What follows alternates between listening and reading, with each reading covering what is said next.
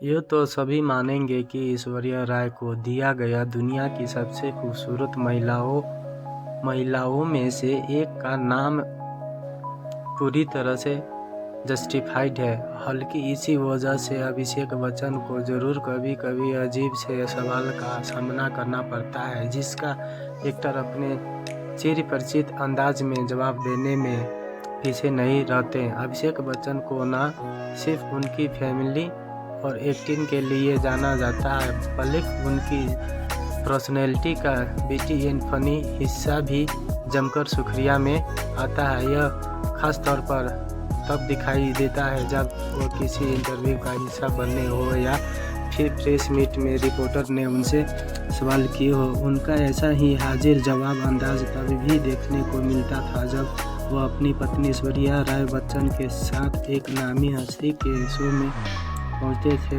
और उनसे पर्सनल सवाल किए गए थे।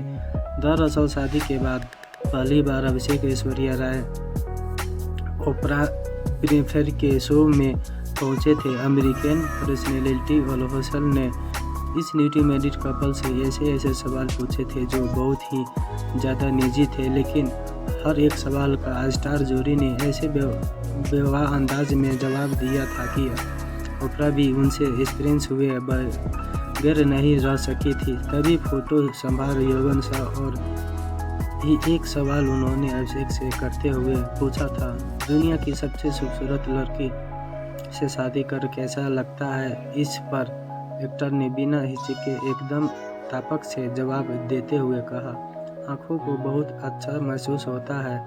हल्की अभिषेक इतने में पर ही नहीं रुके। ओपरा ने जब उन्हें फिर से टीज करते हुए यह कहने की कोशिश की कि सुबह उनके बगल से सो उठना भी अच्छा होता है, तो एक्टर ने तुरंत कहा, बिल्कुल, यह बहुत खूबसूरत है और सुबह भी वैसी लगती है। मैं जब सवेरे उन्हें देखता हूँ तो लगता है कि क्या इतनी सुंदर सुबह भी। यह बातें सुनते ही ऐश्वर्या हंस पड़ी और उन्होंने कहा, इसलिए मैंने इनसे शादी की है। यह हर चीज़ को इसी तरह फनी बना देते हैं। इसी इंटरव्यू में ऐसे कई पल आए जब ऐसा अपने हबी से एक्सप्रेस होती दिखी और साफ से हो गए कि जूनियर बचपन की उनकी नज़र में शानदार पति है।